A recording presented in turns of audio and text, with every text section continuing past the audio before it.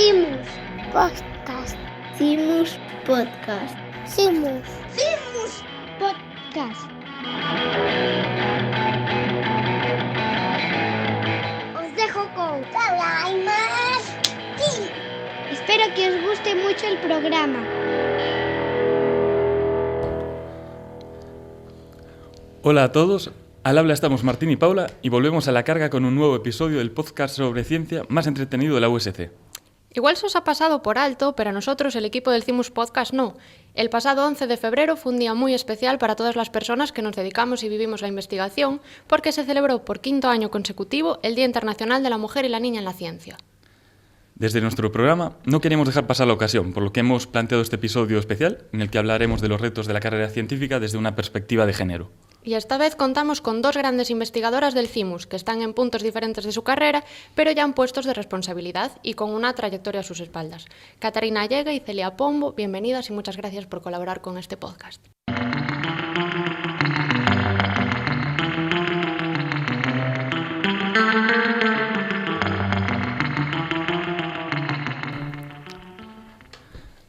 Arrancaremos con una pregunta inevitable en nuestro programa que os queremos hacer a las dos.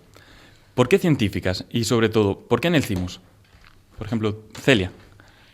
Bueno, lo primero, muchas gracias por invitarnos.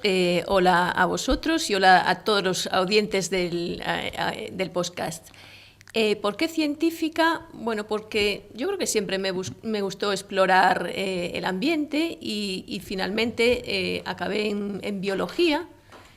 Y el Cimus, bueno, pues fue parte de lo que es mi recorrido a través de la ciencia. Yo volví en su momento a la Universidad de Santiago de Compostela, me incorporé en el departamento de Fisiología y que cuando se hizo el Cimus y se tuvo que dotar de personal y se hizo una llamada a los investigadores para que presentaran sus currículums, a mí me pareció pues, un sitio para trabajar porque era un centro nuevo, o sea, me pareció un buen lugar y presenté mi currículum. Tuve la suerte de que me admitieran en el Cimus y desde el año 2010-11, si me acuerdo bien, que nos movimos, no solo yo, sino otros profesores del departamento y otros departamentos de la universidad al Cimus, allí estoy. ¿Y tú, Catarina? Pues yo en mi caso, bueno, muy buenas. Yo en mi caso, ¿por qué científica? Pues yo creo precisamente por eso, un poco lo que nos pasa a todos los científicos, que es todo el rato ¿por qué? ¿No? Desde que eres muy pequeñito te preguntas siempre el porqué de todo. Yo ya desde niña era una niña muy inquieta, una niña muy preguntona y muy de porqués. Y yo creo que cuando ya tienes ese gusanillo de preguntarte los porqués de absolutamente todo, pues ya estás un poco condenada, entre comillas, a una carrera científica. Y el Cimus, bueno, el recorrido fue yo estaba en aquel momento en San Diego trabajando en expresión génica y en edición genómica, y me parecía que era una rama que encajaba muy bien con el grupo en el que había hecho yo la tesis, con Ángel Carracedo, y le propuse desde allí arrancar una línea en esta dirección, y me dijo que en el Cimus pues que encajaba muy bien, y así fue. Contadnos así brevemente cuáles son las líneas principales que tenéis en vuestros grupos y cuál es el papel que tenéis dentro del grupo. Pues, a ver, mi grupo y yo desde mis inicios en ciencia lo que me dediqué es a estudiar señalización celular. A lo largo de mi carrera, lo que son los, por así decir, primeros mensajeros o los estímulos de las células fueron cambiando hasta que me centré sobre todo en la respuesta de las células a estrés oxidativo. El estrés oxidativo que está relacionado con muchas patologías. Y entonces, o sea, mi laboratorio no está cerrado a estudiar una patología en concreto, sino todas aquellas que se puedan derivar de que el estrés que provocan las especies reactivas del oxígeno en las células, pues estudiar un poco cuál es la consecuencia de ese estrés, cómo las células responden, etc. Ahora mismo sí que es verdad que estamos centrados en una patología muy concreta, en colaboración con el grupo de Juan Zalvide, que son las malformaciones cavernosas cerebrales. Y sobre todo, y ahora estamos en el punto que nunca pensé que llegaría de mi carrera, pero sí que es verdad que yo creo que es relevante, es hacer un poco de traslación, es decir, ver qué tipo de fármacos podríamos usar en nuestros modelos celulares y también animales para poder revertir estas malformaciones. Bueno, vemos también un ejemplo de colaboración entre grupos, parece. Efectivamente.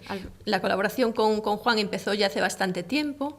Él era experto, por así decirlo, en ciclo celular, y yo era, él estaba más en el núcleo, yo estaba más en el citoplasma. Y yo creo que éramos bastante complementarios en ese aspecto. Catarina, cuéntanos un poco en qué estás trabajando actualmente. Pues mira, yo te cuento, lo llevo en paralelo a cuál ha sido mi trayectoria a lo largo de estos años. Yo empecé haciendo diagnóstico genético, mi tesis doctoral es en el diagnóstico genético de cardiopatías asociadas a muerte súbita cardíaca, aquí en Santiago, ¿no? Entonces después lo que hacíamos era buscar mutaciones en patologías asociadas, pues síndrome de QT largo, de QT corto, síndrome de Brugada o cardiopatías como la hipertrófica, la dilatada, para hacer un diagnóstico genético más preciso y que ayudase a las familias pues para un consejo genético implantacional. O sea, era como un proyecto muy translacional. En esta dirección, luego me fui de postdoc a Cataluña y allí seguí haciendo pues un poco lo mismo, pero ya en vez de hacerlo con una tecnología nos pasamos a Next Generation Sequencing, pero era un poco la misma idea, ¿no? Encontrar las variantes en familias que estaban asociadas a este desarrollo fatal de este tipo de cardiopatías. Entonces, a través de una colaboración que teníamos en San Diego, me fui a San Diego a prepararme para hacer pues, investigación más básica con edición genómica, de tal forma que pudiésemos hacer una validación funcional, ¿no? Entonces yo vuelvo aquí a Santiago y la idea es un poco esta, no solo en cardiopatías, sino en otras patologías. Lo que hacemos es dar una validación a esas variantes que no sabemos muy bien qué quieren decir para ver su implicación real en las bases moleculares propias de la patología, pero también para hacer un consejo genético más preciso y también para identificar dianas farmacológicas en colaboración con Biofarm. Nos hablabais antes de que vuestra pasión por la ciencia ya viene de lejos y sabemos que en muchos casos esta ilusión empieza a despertar incluso en la niñez o durante la adolescencia. Por eso queríamos preguntaros un par de cuestiones sobre vuestros años mozos. ¿Recordáis diferencias en la proporción entre alumnos y alumnas cuando empezasteis vuestra formación en ciencia? ¿Creéis que esto ha cambiado en los últimos tiempos o sigue siendo igual? Bueno, a mí en mi caso, mi inquietud sí que fue muy temprana y nunca detecté este problema. También estudié biología y yo creo que hombres y mujeres estaba muy balanceado el número de hombres y mujeres que estudiábamos biología. Es verdad que tal vez cuando ya te separas en molecular y ambiental, en aquel momento, sí que probablemente éramos más mujeres en la parte de molecular, probablemente, y puede que más hombres en la parte de ambiental. Pero bueno, es una apreciación mía, no tengo el número concreto en esa etapa. Sí, es por reconocer vuestra experiencia, no quiere decir que sea la norma en absoluto. Uh-huh. ¿Y en tu caso, Celia? Yo también hice biología y la verdad es que nunca fui consciente de que fuéramos más chicos o más chicas. Sí que es verdad que la orla está en la facultad y puedo pasar un día y empezar a contar y os lo digo con números concretos, pero la verdad es que no lo sé. Es verdad que igual biología no es el mejor ejemplo, pero los datos del Ministerio de Educación nos dicen que hay un sesgo a la hora de escoger carreras científicas y que apenas, por ejemplo, el 17% de los alumnos de informática son mujeres y esto es incluso menor en electrónica, donde solo suponen alrededor del 12%. ¿Consideráis que las nuevas estudiantes todavía escogen o escogemos carreras tradicionalmente consideradas de chicas? ¿Y a qué se puede deber esto? A ver, yo creo que es todavía demasiado pronto y la perspectiva de los años nos dirá si esto es así, es decir, por qué las chicas no están escogiendo las carreras de lo que se dice, no sé, si tienen un sesgo más masculino, porque si vamos hacia hace 200 años no había ninguna chica que se preparara para ser médico y ahora en la Facultad de Medicina lo que es raro es encontrar un chico. Con lo cual, bueno, son carreras que son relativamente nuevas. Sí que es verdad que si yo tuviera que definir una diferencia entre hombres y mujeres, a lo mejor yo creo que los chicos son más exploradores, son más inconscientes, no sé si es bueno o malo, pero todo lo nuevo como que, es decir, van antes. Y tendríamos que ver genéticamente por qué eso es así. Y ya te digo, hay que hacer estudios más serios. Pero si son carreras nuevas, la informática es una carrera que no tiene más de 30 años, yo creo 40, 50 como mucho, bueno, pues los primeros que fueron ellos. Si las chicas somos más reflexivas y nos damos cuenta de que ahí puede haber un nicho bueno, pues llegaremos dentro de 20 años si nos interesa. Y si no nos interesa, pues seguiremos a lo que nos gusta. Eso es como lo veo yo. Lo ves desde un punto de vista genético, pero bueno, también está el factor cultural, de algún modo. Sí, efectivamente, está el factor cultural. Lo que pasa es que yo tengo un sesgo y que es que el factor cultural a mí yo creo que me influyó muy poquito. Es decir, en mi casa, y yo creo que mi propia genética, es decir, yo soy como soy, yo creo que a mí me hubieran puesto en una familia de talibanes y yo me hubiera escapado por la puerta en el momento que hubiera podido y cruzar la frontera hacia donde quisiera. Es decir, no solo es mi carácter, sino, es decir, que en mi familia no había realmente una diferencia entre el trato a los niños y a las niñas. Pero no solo digo mi padre, sino mi abuelo. Mi abuelo era el primero que cogía el trapo y se ponía a limpiar, lo que le llamaba a mi abuela: Enrique, vete a limpiar los dorados. No sé si lo haría él por motu propio, pero Enrique limpiaba los dorados, los cristales, se ponía los guantes, porque tenía incluso a veces en invierno sabañones, con lo cual yo en mi familia no vi una diferencia cultural. Nada que me hubiera sesgado a no ser lo que yo soy. Bueno, yo en mi caso, yo soy madre de 2 niños, de 2 varones, de un bebecito y un niño de 5 años y medio, y lo que yo creo que el secreto está en empezar ahí. Yo creo que la base son ellos y que la gran carga y la gran responsabilidad para que haya una igualdad y para que el acceso a las nuevas tecnologías y a los ordenadores sea igual, pues empieza pronto, empieza en los colegios. Entonces, yo tengo la esperanza de que estos niños que ahora tienen este acceso desde siempre a nuevas tecnologías y a nuevas formas de estudio de las matemáticas y de todo, pues que tienda todo a ser más igualitario. Y bueno, tenemos los padres mucha responsabilidad y desde luego los docentes y los maestros muchísima también. Nos hablabas precisamente de la maternidad y justo os queríamos preguntar por eso, porque bueno, consideramos que es un tema clave y queremos saber qué supone la maternidad en la carrera científica de una investigadora. ¿Hoy en día aún es necesario tener que escoger entre ser madre o ser científica? Bueno, probablemente. Lo que pasa es que yo, en mi caso, hablando por mí, claro, yo siempre tuve muy claro que para mí la maternidad es una prioridad, con lo cual yo no tuve ninguna duda. Pero efectivamente la maternidad es un tsunami, es un tsunami absoluto, lo cambia absolutamente todo, ¿no? Entonces, ya no solo la baja maternal en la que desapareces, porque todas las convocatorias que pasen esos meses ya no vas a tener acceso a ellas, o incluso a la vuelta, cuando sales de trabajar ya no hay un ratito para leerte un paper o para actualizarte o para, bueno, a no ser que seas un superwoman, y no creo que lo seamos, ¿no? Entonces sí que influye la maternidad, es una decisión que tienes que tomar, pero una decisión muy personal en la que tienes que ser tú misma quien lo decida. Y yo desde luego creo que puedes compaginarlo con mucho esfuerzo, claro. Y bueno, si tienes la suerte de tener un compañero que te ayude y que se implique también y que esté dispuesto. Yo a San Diego me fui con un bebé de 10 meses. O sea que en ese sentido también he tenido mucha suerte porque me han apoyado. O sea, no tengo ninguna queja. Y Celia, ¿tú qué nos puedes contar?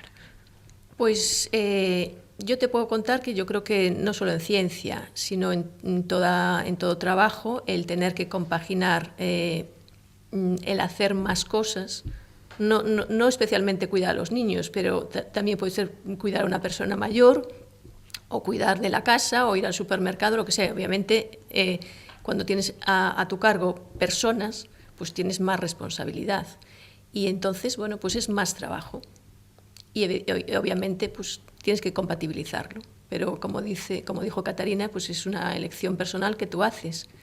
Sí que es verdad, y en ese aspecto yo creo que sí que tenemos que seguir trabajando, que se han puesto facilidades para que las mujeres puedan compatibilizar su trabajo en sus distintas facetas de la vida, ¿no?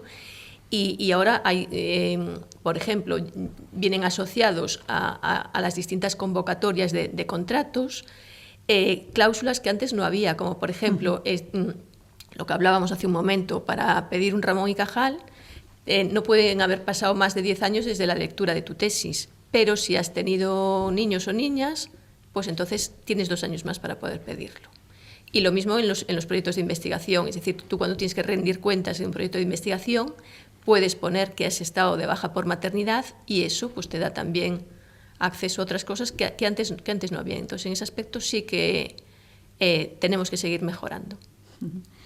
Y luego está el punto de que, de algún modo, la implicación de los hombres pues cada vez es mayor en lo que viene siendo el cuidado de, bueno, tanto los hijos como personas dependientes, pero no sabemos si el ritmo al que avanza esta cuestión es suficiente, o ¿cuál sería vuestro punto de vista al respecto?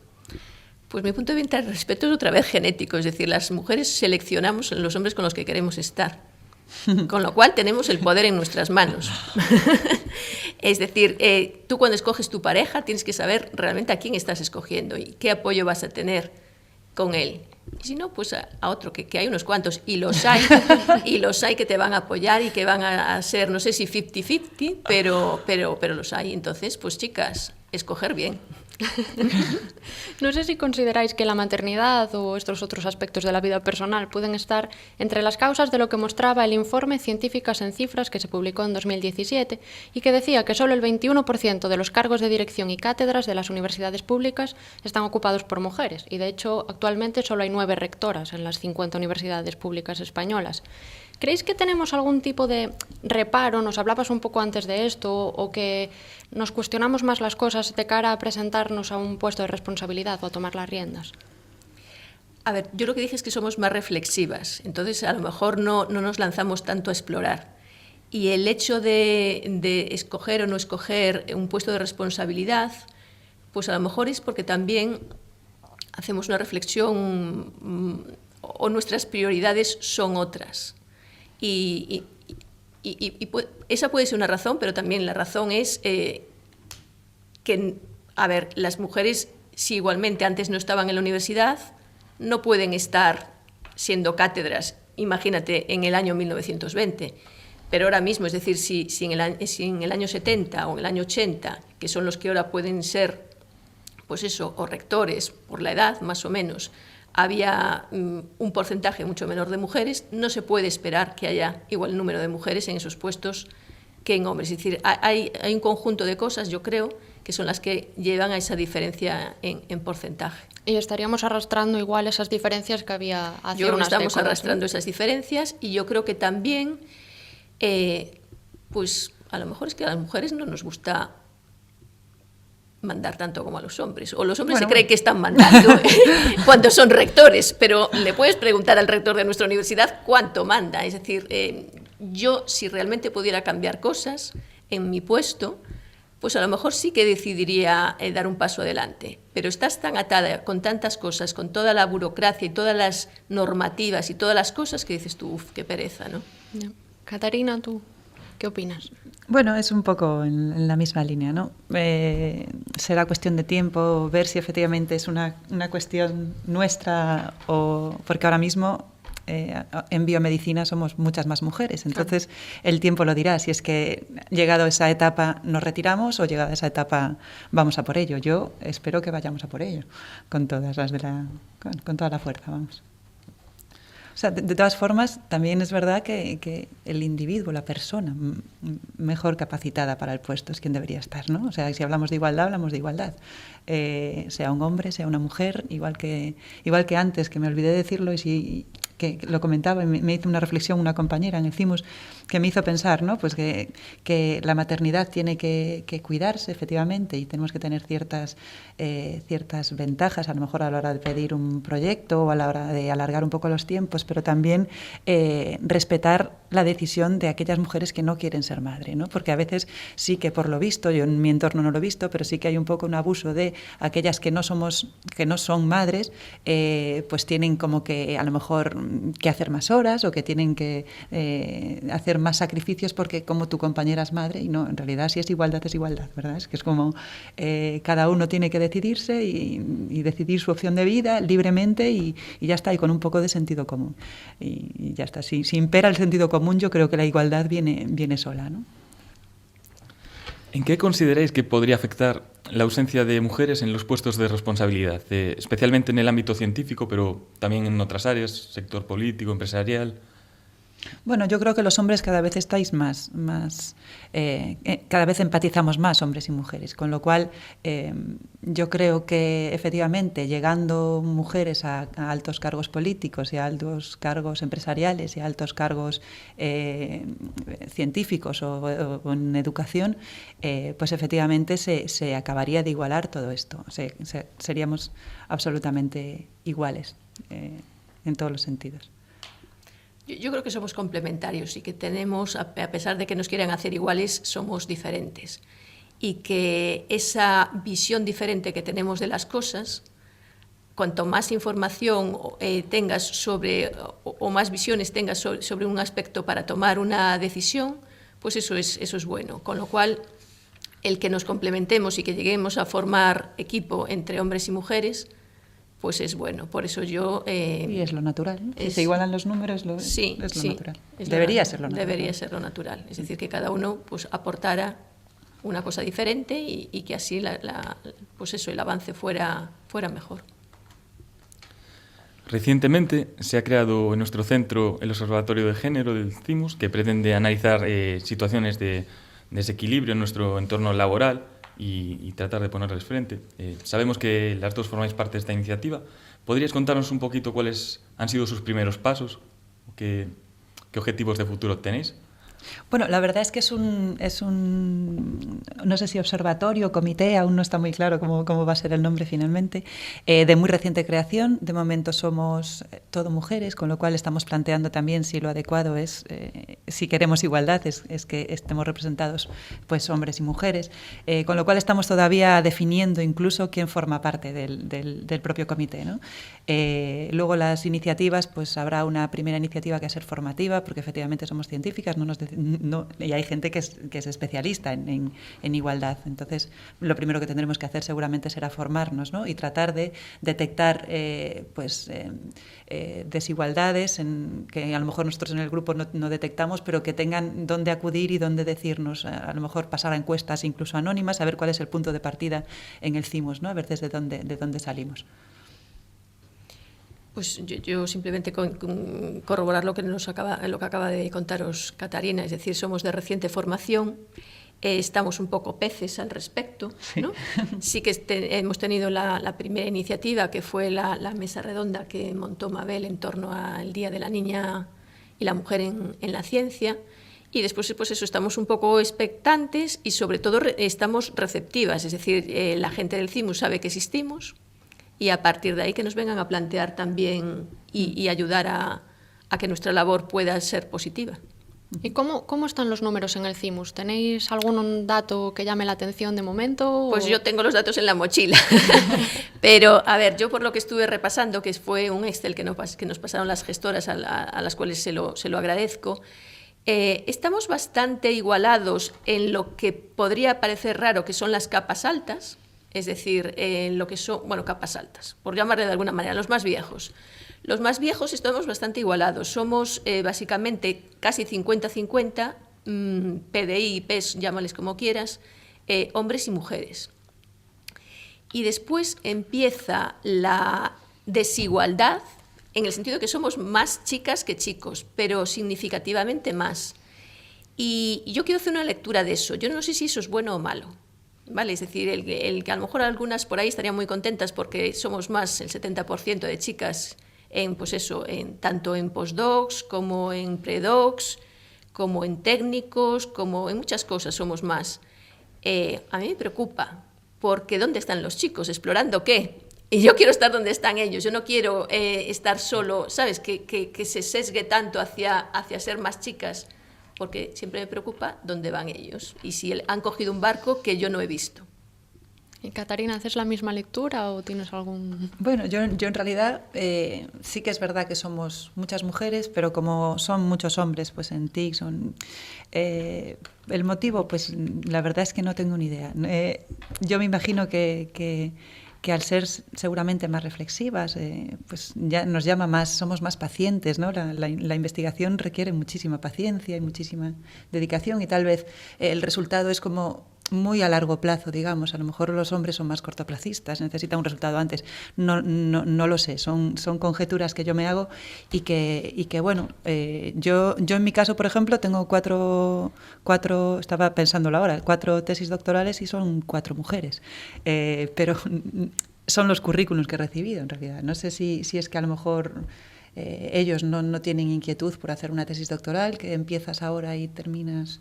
Bueno, ahora tienes unos plazos más rígidos que antes, pero tal vez es esto. Tal vez es esto, que los hombres son más cortoplacistas, no lo sé. Lo dejo ahí abierto porque tampoco quiero juzgar a nadie. Bueno, para finalizar este bloque de preguntas, ¿qué consejo le daríais a vuestra yo del pasado ahora mismo y a los jóvenes de hoy en día? Yo creo que más o menos lo he hecho razonablemente bien. No solo por mí, sino que hay que estar en el sitio adecuado, en el momento justo y tener suerte. Y yo creo que no solo ha sido mi trabajo, sino la suerte que tuve en los pasos que he ido dando, que me ha llevado hasta donde estoy, que yo creo que estoy bastante razonable. O sea, a mi yo del pasado no lo hubiera visto donde estoy yo ahora. Mi yo del pasado fue andando y llegó hasta donde estoy, pero en ese aspecto, ya te digo, fue una mezcla de trabajo, pero también de suerte. ¿Y en tu caso, Catarina? Pues yo a los que vienen, a los que están por venir, que si tienen el gusanillo que adelante, que no les pare nada, que en temas de igualdad hemos y vamos a seguir intentando abrir camino para que no tengan ningún problema en este sentido.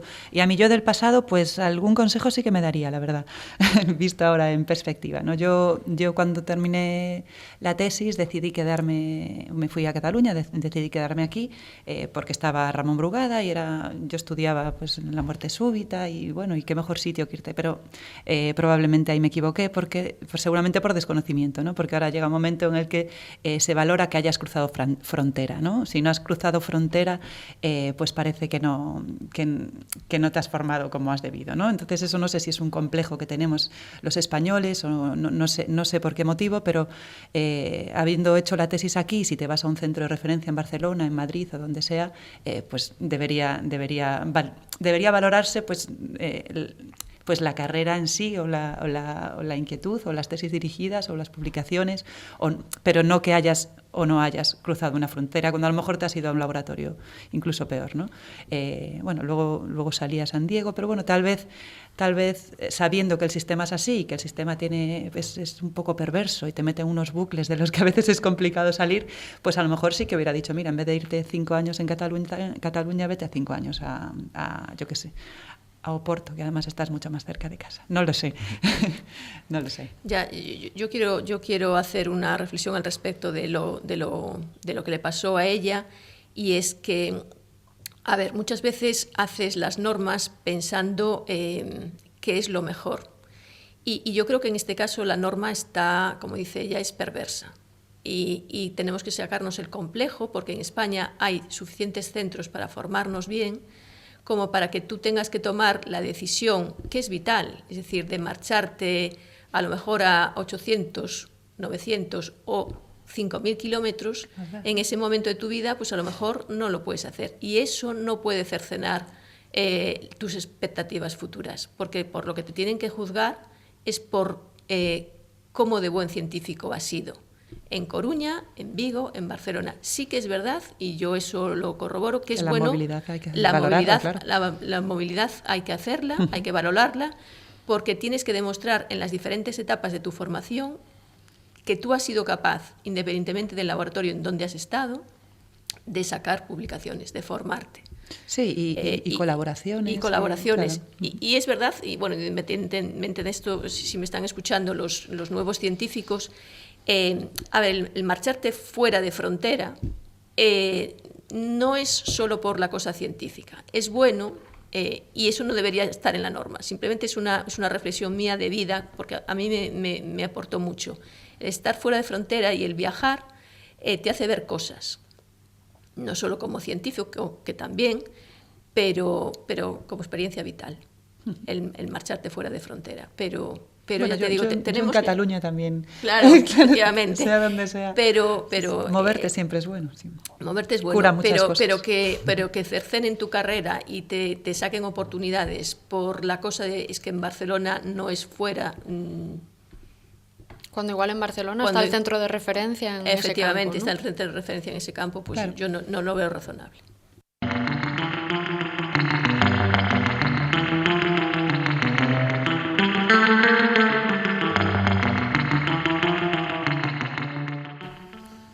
Pues pasamos ahora a nuestra pregunta estrella. Se la hacemos a todos los invitados que vienen y la pregunta es la siguiente. Si tuvieses un minuto a solas con Pedro Duque, el ministro de Ciencia, ¿qué harías? Y os vamos a dar unas opciones, pero podéis contestar lo que mejor os parezca. La primera es pedirle dinero para vuestro grupo, cantarle las 40 por la situación actual de la ciencia en España, iros de cañas con él o preguntarle qué se siente al estar en gravedad cero. Todo ello. O sea, con las cañas lo de la gravedad cero, ¿no? Pero sí. Cantarle las 40 no, pero desde luego una revisión en todo lo que hemos estado hablando anteriormente, desde luego yo creo que es necesaria hacerla, que tiene mucho talento dentro de las fronteras, que también tiene que aprovechar y que tiene que estabilizar y que no tiene que tener a la gente pues a la edad que vamos teniendo ya pues con una inestabilidad que yo creo que no se justifica. Y estamos constantemente teniendo que demostrar y burocracia y lo que queremos es investigar y estar en el laboratorio y estar comentando papers y estar con nuestro grupo. Eso es lo que yo le diría, que reflexione, que nos está convirtiendo en unos burócratas, no sé. Sí, a ver, más allá de Pedro Duque, lo que se necesita en España es una buena política científica, obviamente. Todavía estamos pidiendo, no para nuestro grupo de investigación, sino en general más dinero, que hay que invertir más dinero en ciencia.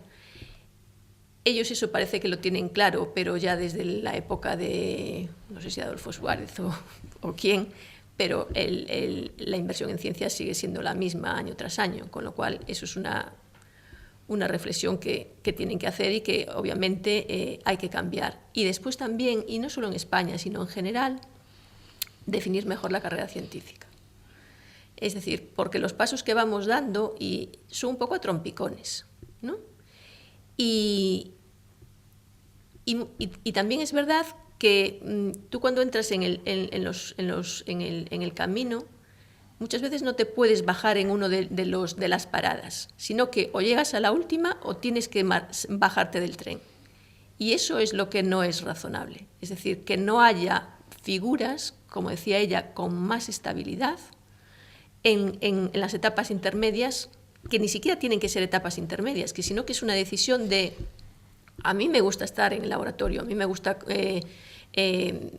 ir al microscopio y es lo que quiero hacer, pero porque te gusta eso, van y te penalizan, porque no te dan un trabajo digno, ¿vale? Y eso a mí me parece muy fuerte, pero eso no es una sola, yo creo que solo no está resuelto en España, sino en general. Y es porque tradicionalmente yo creo que los anglosajones siempre tuvieron cubierta la etapa, por llamarla de alguna manera, la etapa intermedia, gracias a los postdocs. Y entonces nunca se plantearon a lo mejor el hacer una cosa más que la tienen, sí que hay figuras y ellos tienen la cosa más resuelta que nosotros. Pero yo reflexionaría sobre eso, porque se pone mucho dinero, o bueno, mucho, los 4 duros que nos dan, muchas veces van más dirigidos a comprar grandes equipamientos, que no digo que no sean necesarios, pero después no dotan de personal a esos equipos, con lo cual tienes el equipo muy infrautilizado. Y entonces, bueno, pues yo creo que tendrían que hacer una reflexión profunda sobre a dónde quieren ir y redefinir todo lo que es la carrera científica, y en qué se gasta el dinero en ciencia y, por supuesto, poner más dinero. Y aprovechando que se trata de un programa especial con esta temática, vamos a variar un poquito esta pregunta. Si tuvieses un minuto a solas con Irene Montero, actual ministra de Igualdad, ¿qué le diríais? Si queréis decirle algo. Pues yo creo que Irene lo que tiene que hacer es, en parte ya lo que está haciendo, que es moverse para conocer las opiniones de la gente y ser abierta y escuchar a todo el mundo y empatizar con todo el mundo. Yo es lo que le pediría, que tratara de empatizar con cuanta más gente posible, escucharlos y no cerrarse a su visión de las cosas. Yo le diría a Irene Montero y a Duc, y en realidad a toda la clase política, que le pierdan un poco el miedo a la ciencia, que la acerquen a la gente. Tienen una responsabilidad no solo económica, sino una responsabilidad moral de que la gente, de que la sociedad, que al fin y al cabo el científico está al servicio, estamos al servicio de la sociedad, pues que conozcan nuestro trabajo, que conozcan qué es lo que hacemos, porque de esta forma también, acercándolo a niños y a niñas, a chicos y a chicas, a hombres y a mujeres, entienden por qué hace falta más inversión, entienden por qué hace falta más educación en ciencia, haciendo pues a lo mejor una televisión de calidad, pues como la de nuestros vecinos franceses, ¿no? En la que haya debates, no, somos gente preparada, estamos preparados para unos debates serios en los que haya científicos, en los que haya, pues en otros temas que están ahora de tan actualidad, pues que haya politólogos, que haya historiadores, que hayan, ¿no? Entonces que hagan una inversión fuerte en cultura y una inversión en acercar la ciencia, y no solo la ciencia, sino la historia y un poco la cultura, sí, a la sociedad. Y hacerle entender a la sociedad, pues un poco, me repito, que la ciencia está a su servicio y que por tanto, que le pierdan el miedo y que sepan qué es lo que estamos haciendo y qué hacemos con su dinero. Bueno, pues esperemos que los ministros tomen nota en la próxima reunión de confraternización del Gobierno y consideren estos comentarios de nuestras Si hay que ir, vamos. Sí, pero decirles también que a lo mejor ese dinero que se gasta en esas reuniones siempre podían, aunque sean 4 duros, bienvenidos sean para la ciencia. Que hagan bien los presupuestos generales del Estado para el próximo año. Hasta aquí el tercer episodio del CIMUS Podcast. Muchas gracias, Celia y Catarina, por habernos regalado una discusión tan interesante. Estáis invitadas a volver cuando queráis. Gracias a vosotros. Eso, muchas gracias por invitarnos y porque, bueno, dentro de lo que sean nuestras reflexiones, a lo mejor un poco pensadas, poco racionales, improvisadas, sí, improvisadas sobre todo, bueno, pues puedan servir para mejorar nuestra ciencia. Y a vosotros, los que nos escucháis, esperamos que os haya gustado el programa, que esto os anime también a oír el próximo, en el que vamos a hablar del dolor y de sus bases biológicas. Ya sabéis que podéis mandarnos vuestras sugerencias y comentarios a nuestras redes sociales y que vamos a estar encantados de recibirlas. Nos oímos pronto. No olvidéis seguirnos en Twitter.